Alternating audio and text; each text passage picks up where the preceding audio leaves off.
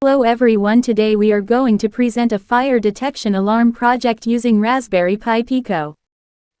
We have used Raspberry Pi Pico, buzzer, photoresistor sensor, LED, and jump wire as per requirement. First we have to add Raspberry Pi Pico to breadboard. Then add buzzer to the breadboard.